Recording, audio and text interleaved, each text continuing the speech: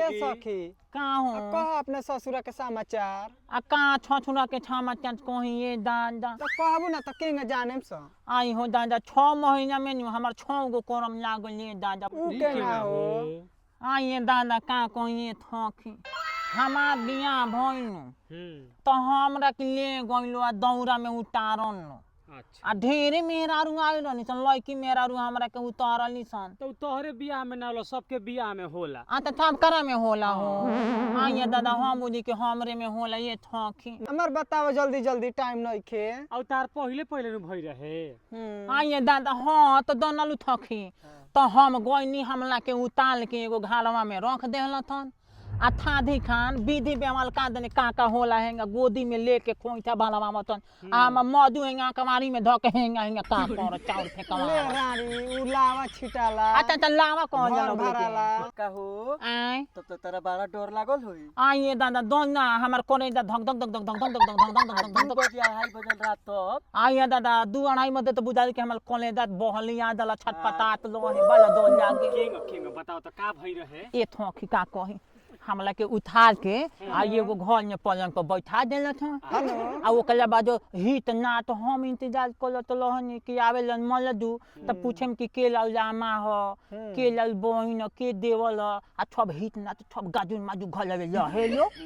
नाचे ना थैलो हाँ तो वही करते करते ये गाल थाले ये गाल लात बज गई तने एगो लड़की हमरा के खाना लेके आई दथे गाल बज पूरी बनेला ओ दिन पूरी हाँ लेके हाँ आई हाँ पूरी आ खीर बनल है हां तो हम मुंह में दाना दाव हो घर सुतल है माई बाप पहिले सुतल पहिले है। रहे ना हाँ ना गइलो हाँ 4 दिन बाद सब एथी हो जाई हाँ ता दिन के बाद नु खूब बढ़िया ना लगे तो लगे बतावा आगे का हाँ। होई। दिन के बताओ हाँ अच्छा वो दिन के बताओ तनी है जो छकी तू ने बिचवा में का दने का टोक देता लू आ हाय वाली हूं तो एकदम गुगु गुगु छूना बिना काम चाहिए के दाचिया तरी दिन से के बाद में तुरले घोटा जाई हाँ। हाँ नु सब मने मने सोचटिया हम हाँ तो दनलू हो थकी तो हम लेके पलंग पर बैठा देले ललथन अब 10-11 लात बदल कोई के काटने वहाँ के कहाँ बानी आ केवलिया भाभा खानी खुलल है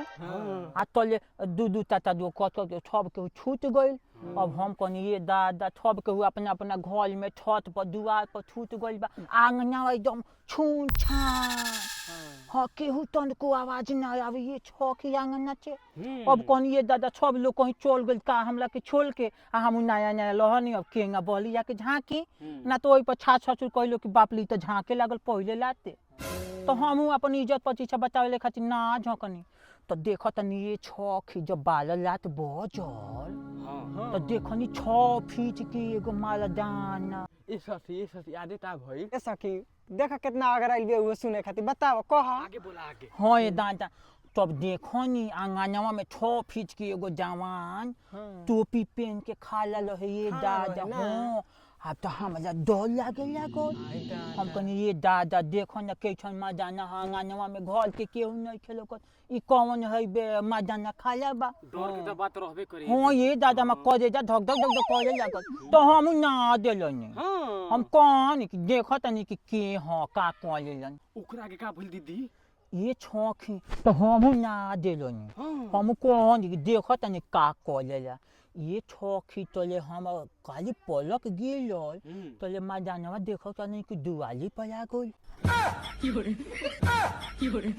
ये छखी आके दुआलिया पर खाल हो गइल हम कहनी कि देखो ई मादा के झिठई हो का जाने कहाँ के मर मानुष दूसरा के घर में दुआली पर के खाया होंगे तो हम ना देलनी हम कहनी कि देखो तनी का कहला तनी मजानवा हाँ ये छखी तले फेल हमार हेंगे हेंगे हेंगे कहतनी आ नींद लागत रहे अकेले का नींद लागी आ ये दादा डर लागत रहे आ ये छखी फेल हमार आँखिया खुलल तो देखो तनी मजानवा हमारा रूमवा में आ गइल बा बिछाना पे ना रूमवा में मम्मी हाँ ये आके केवलिया बंद कर देलत अब हमें लागल जे के धक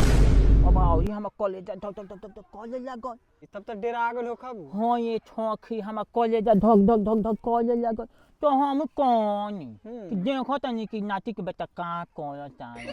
देखो कि फिर हम पलक है धपल तले देखो तनी मजानवा टॉप दे कूद के हम पलंगवा पर चढ़ गइल दादा तो हम हाँ देखो ना तो हम कह हो देखो मजाना की झिठई हो तो तू पूरा डेरा गइल हो कबू आ डेरा ना जनी हो का जाने कौन मरे ना चिन डेराय के बाते बा डेराय मान ली के कि बात कोनो बा। मर्द मानुष आ ओकरा के हम जानत नहीं खी हाँ। घर में आइल घर में से दुआरी पा गइल फिर हाँ। आंगना में घुस गइल आ हाँ। टॉप देना कूद के कोहत रहे रहुआ पलंग पर बिछाना तो, में बैठ हाँ। गइल तो डेराय वाला बात बात डेरा में बात बात ना हो आगे का बोल तो तू आ ओकरा बाद ये का ठोक तो हम पूरा हमर रुआ खाल हो गल डर के मारे हम का कोई अब जन होई तन होई हम टप दे चार्जर लोय के आ छूट जनी डोले तब दे कहत ये छौखी उहो मजानवा छूट गई तुमको ये माई हो देखना कौन मजाना होवे आके इहो छूट गई बड़ा डर लागल अब छिकाए कि छा छछ चाहे हमले भता लोई हन त का कोइन कि कहाँ के मौलदिया लोवाल के लिया के छुटाई ले बिया तो हम ना देलन कोनी कि जब उतना थे ये तना हो गई तो देखत नहीं नाती के बे कहाँ कौन चालन ये छौखी जब छबे भइला उ छनी वहाँ के कहतनी का छामा चाल बा देखो ना ज्यादा हालात लहुए तो हम हुआ के छूट जाई तो को ये मारे रहुए लहई मारदा रहुए ता हाँ हो दादा हम मादा रहुए नतिया के खेलवाड़ी बेटा तब से भोर आइले बिया हम निसन हम जाने कि केहू दोस्त खिलाड़ी कुछ बहुत खेला खेले तो ये हमरा खाते ढाका देखत ना रही होई सखी। हो दादा बात छिना रे अब अपनी ओकरा से भोरैले बानी हम लेके तो का हम दम जानी नु कि कौन बढ़िया बात कोई नी मने तो का जमन होई तने तोहे हम आय तो तोहन जो दोथो समझत का हो ए दादा सागे खोटे नु बाबू ए बरला सागे खोटा ता खेत में साज हो गई बत कुछ होता ए दादा भैया जी आगे चली ये जे तनी 6 किलो भेटा गेल है तनी हा बाती तो साज होता इहो तो देखेला चला हां चल आके ओबरा से बत कुछ के ले भाई